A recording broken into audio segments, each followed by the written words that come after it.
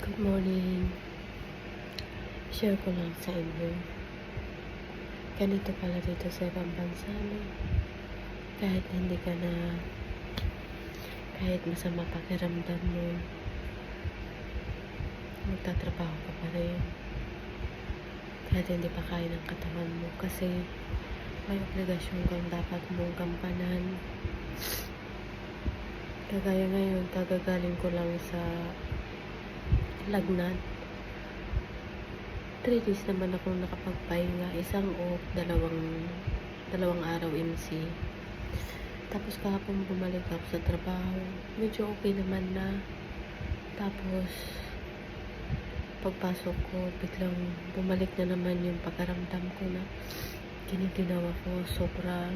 Nagpa-check up naman na ako. Pero sabi ng doktor, fever lang. Yun nga, masama yung